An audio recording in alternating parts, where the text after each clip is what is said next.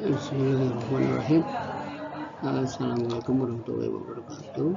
Hari ini Bapak akan menjelaskan tentang pengertian ilmu ekonomi dan mengapa timbulnya ilmu ekonomi itu sendiri.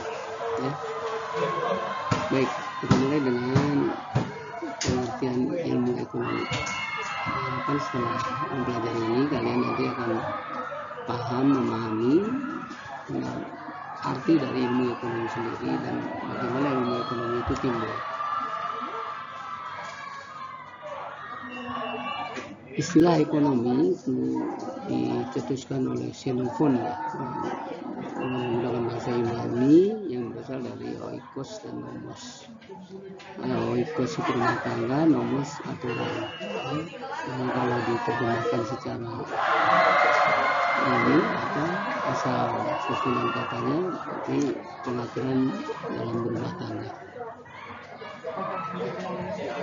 Logikanya mengapa sih dalam sebuah rumah tangga harus diatur? Ya tentu saja butuh pengaturan ya, karena kalau tidak diatur kita bisa bayangkan apa yang terjadi, karena dalam rumah tangga itu banyak sekali di situ ada banyak sekali pelaku ya, ada ayah, ada ibu, ada anak. Jadi kalau tidak diatur apa tugas ayah, apa kewajiban ayah, apa tugas ibu dan apa kewajiban ibu dan lain sebagainya, tentu saja akan terjadi chaos ya, tidak terjadi ketidakharmonisan dalam rumah tangga itu. Makanya di sini Paul A.Samuelson mengatakan bahwa ilmu ekonomi atau ekonomi itu adalah ilmu yang mempelajari tentang perilaku orang dan masyarakat dalam memilih cara menggunakan sumber daya yang langka dan memberikan beberapa alternatif penggunaan dalam rangka memproduksi berbagai komoditi untuk menyalurkan baik saat ini maupun di masa yang akan datang kepada berbagai individu atau kelompok yang ada dalam suatu masyarakat. Yaitu pendapatnya Paul Samuelson. Nah, secara umum dikatakan bahwa ilmu ekonomi itu adalah ilmu yang mempelajari tingkah laku manusia dalam upayanya memenuhi kebutuhan hidupnya yang tidak terbatas dengan alat pemuas kebutuhan yang terbatas sehingga tercapai kemakmuran. Nah, untuk pembahasan apa itu kebutuhan, apa itu alat pemuas kebutuhan ya, nanti akan dibahas pada sesi yang lain. Baik, berikutnya kita masuk ke yang kedua. Nah, di sini diperlihatkan bagaimana masalah ekonomi timbul. Ya. Jadi, masalah ekonomi itu timbul ya, ini dikarenakan adanya pemanfaatan atau penggunaan sumber daya ekonomi yang meliputi alam, manusia, modal, dan kewirausahaan belum optimal penggunaannya. Ya. Masalah pertama, ya, masalah ekonomi yang pertama timbul karena penggunaan atau pemanfaatan sumber daya ekonomi baik alam, modal, tenaga manusia, kewirausahaan belum digunakan secara optimal. Sementara kebutuhan manusia sifatnya tidak terbatas. Ya, karena sumber daya ekonomi itu belum digunakan secara maksimal, maka timbullah yang terjadi adalah kelangkaan. Apa itu kelangkaan? Ketidakseimbangan ya, antara kebutuhan dengan alat pemuas kebutuhan.